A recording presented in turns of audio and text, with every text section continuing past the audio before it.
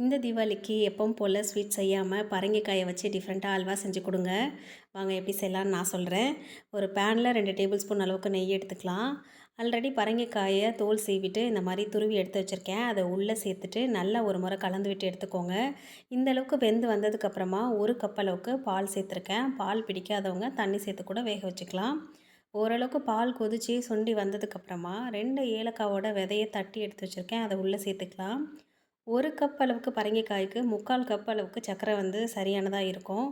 கூடவே கொஞ்சமாக சால்ட்டு சேர்த்துக்கிறேன். அது ஸ்வீட்டை என்ஹான்ஸ் பண்ணி காமிக்கும். இப்போ சர்க்கரை சேர்த்ததுக்கப்புறமா கட்டிப்பட ஆரம்பிக்கும். ஸோ அதனால் கை விடாமல் நல்லா கிளறி கொடுங்க.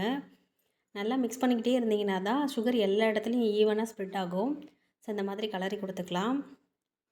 இந்த ஸ்வீட் ரெசிபி நீங்கள் இப்போ தான் பார்க்குறீங்களா, இல்லை இதுக்கு முன்னாடி செஞ்சுருக்கீங்களான்னு மறக்காமல் எனக்கு கமெண்ட்ஸில் சொல்லுங்கள். ஒரு 10 நிமிஷத்துக்கு அப்புறம் பார்த்தீங்கன்னா நல்லா இறுகி இந்த கன்சிஸ்டன்சியில் வந்திருக்கும். இப்போ நெய்யில் வறுத்த முந்திரி பருப்பு சேர்த்துக்கலாம்.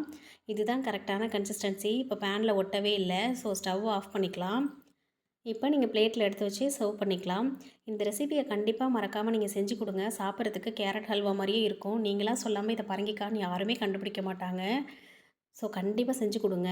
நிச்சயமாக விரும்பி சாப்பிடுவாங்க. எங்கள் ஊரில் இந்த காய்க்கு பரங்கிக்கான்னு சொல்லுவோம். சில பேர் மஞ்சள் பூசணி சொல்கிறாங்க. உங்கள் ஊரில் என்ன பேர் சொல்லுவீங்க அப்படின்னு எனக்கு கமெண்ட்ஸில் சொல்லுங்கள். இப்போ தான் ஃபஸ்ட் டைம் என்னோடய சேனல் பார்க்குறீங்கன்னா மறக்காமல் சப்ஸ்கிரைப் பண்ணிக்கோங்க.